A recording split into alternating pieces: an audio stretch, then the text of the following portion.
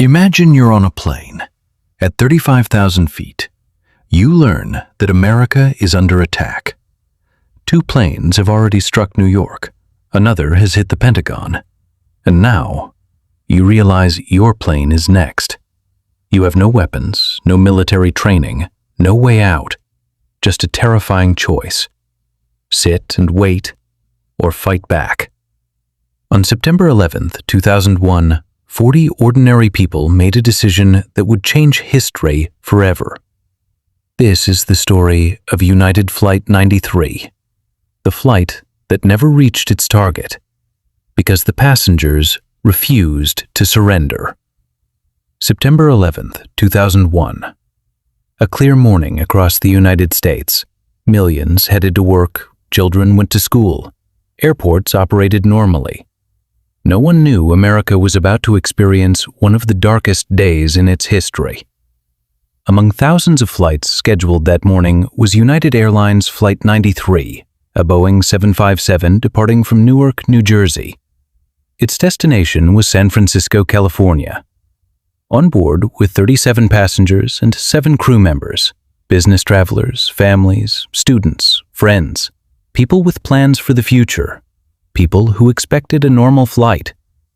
But Flight 93 would become different from every other aircraft hijacked that day, because aboard that plane were ordinary people who would make an extraordinary choice.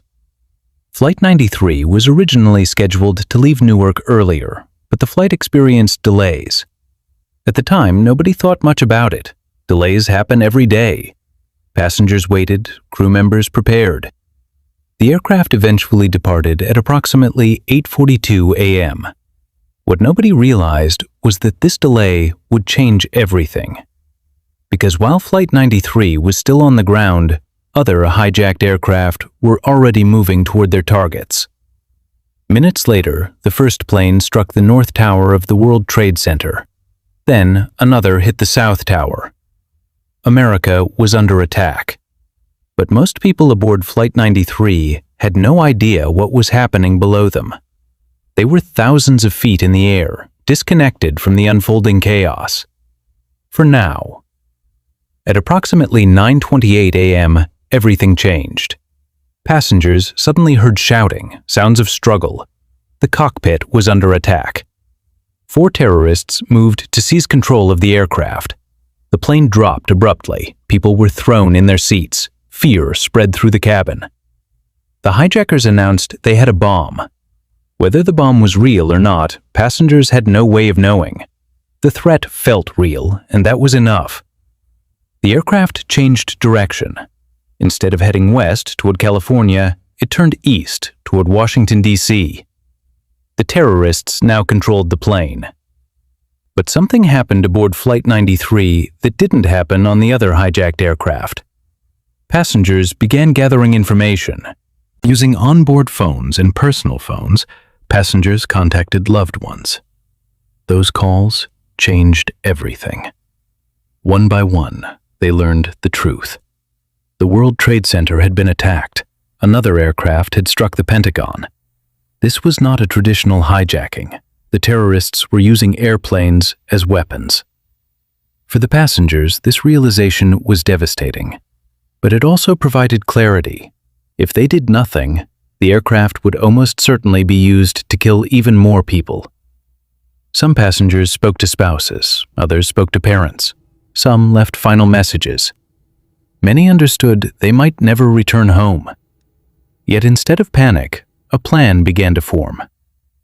Imagine that moment. You're trapped. You know the odds. You know what has happened in New York. You know another attack has already occurred. And now you know your aircraft may be headed toward a major target in Washington. What would you do?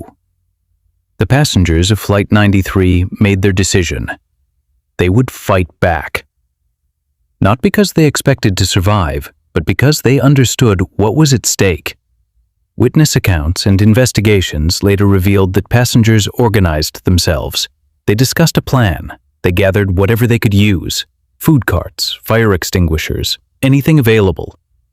This wasn't chaos, it was a coordinated effort. Ordinary citizens preparing for an impossible mission. One phrase became forever linked to Flight 93. "Let's roll." The words were reportedly spoken by passenger Todd Beamer before the passengers launched their assault.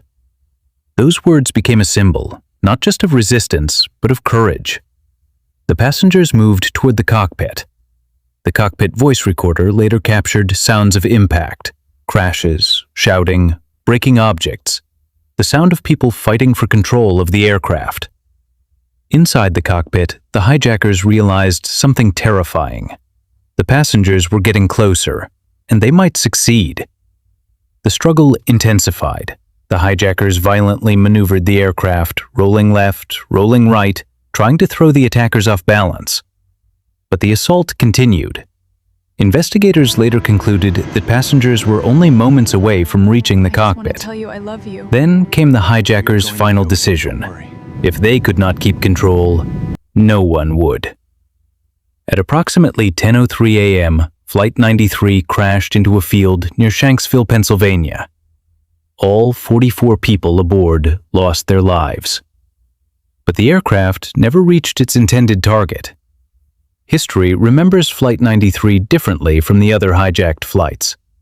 Not because the outcome was less tragic. Every person aboard was lost. Every family suffered unimaginable grief.